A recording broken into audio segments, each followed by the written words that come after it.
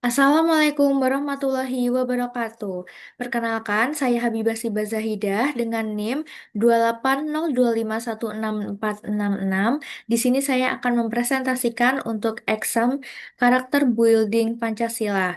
Di sini saya akan mempresentasikan hasil kinerja saya di kelompok terkait dengan SDG Pendidikan Berkualitas dengan judul Mewujudkan pendidikan berkualitas untuk generasi emas Indonesia 2045 melalui transformasi kurikulum.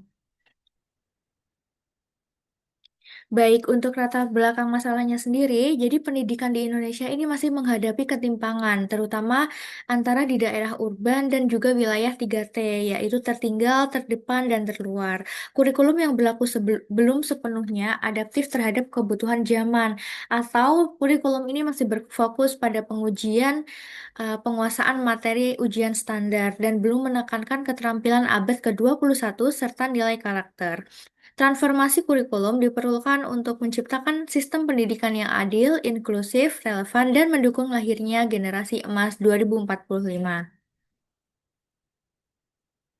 Untuk rumusan masalahnya sendiri, rumusan masalah dalam proyek ini menunjukkan berbagai tantangan utama dalam sistem pendidikan Indonesia, seperti kesenjangan akses dan kualitas di daerah 3T.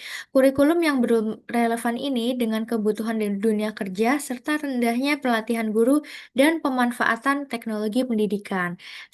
Selain itu, terdapat ketidakkonsistenan ke implementasi kurikulum tergantung pada uji standar, kurangnya kolaborasi antar pemangku kepentingan, serta lemahnya integrasi nilai karakter dan inklusivitas bagi siswa berkebutuhan khusus. Hal ini menandakan perlunya transformasi kurikulum yang menyeluruh, kolaboratif, dan berbasis pendekatan pembelajaran yang lebih interaktif dan kontekstual.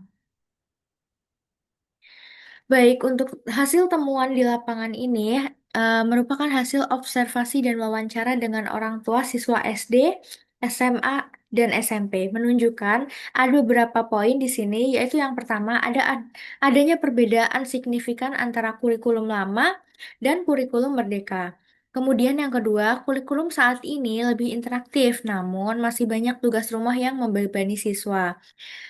Kemudian poin yang ketiga, anak-anak cukup adaptif terhadap teknologi, tetapi metode mengajar guru belum maksimal. Kemudian yang keempat, peran pendidikan dari rumah sangat penting dalam membentuk karakter anak. Dan yang terakhir, nilai budaya agama dan Pancasila harus mulai diajarkan sejak dini. Solusi yang kami ajukan dari kelompok kami yaitu ada beberapa poin. Yang pertama, menyeimbangkan aspek akademik dan karakter dalam kurikulum. Kemudian, pelatihan mendalam untuk guru agar mampu mengajar dengan pendekatan yang sesuai karakter siswa. Poin untuk yang ketiga, meningkatkan peran keluarga dan masyarakat dalam mendukung proses belajar siswa. Dan yang terakhir, menerapkan pendidikan berbasis proyek atau PBL dan pemanfaatan teknologi dalam pembelajaran.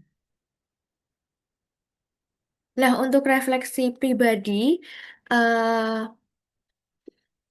melalui keterlibatan saya dalam proyek mewujudkan pendidikan berkualitas untuk generasi emas Indonesia 2045 melalui transformasi kurikulum, saya mendapatkan pemahaman yang jauh lebih luas dan mendalam mengenai berbagai tantangan serta peluang dalam konteks penerapan kurikulum merdeka.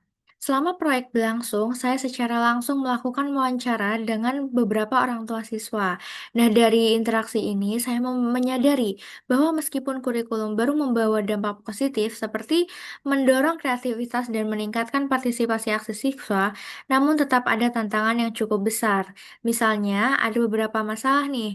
Nah, itu ada masalah manajemen waktu belajar, terutama di rumah. Kemudian ada juga keterbatasan fasilitas pendidikan, khususnya di daerah daerah yang kurang berkembang. Saya juga mengembangkan kemampuan mendengarkan secara empatik, menggali informasi dengan pertanyaan yang tepat, dan berkomunikasi secara efektif untuk mendapatkan pemahaman yang menyeluruh dari sudut pandang narasumber. Semua itu menjadi pengalaman berharga bagi saya, baik secara akademik maupun personal. Saya menyadari bahwa transformasi pendidikan tidak bisa berjalan sendiri. Diperlukan kolaborasi dari semua pihak, antara pemerintah, guru, sekolah, orang tua, maupun mahasiswa seperti saya.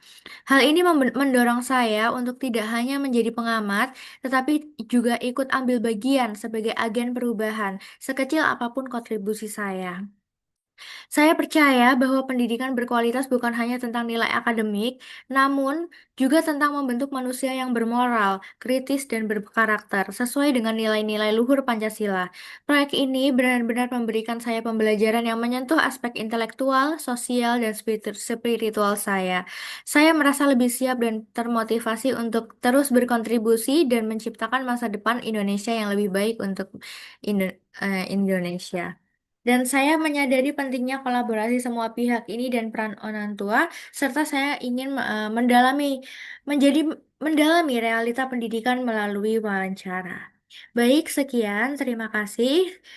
Wassalamualaikum warahmatullahi wabarakatuh.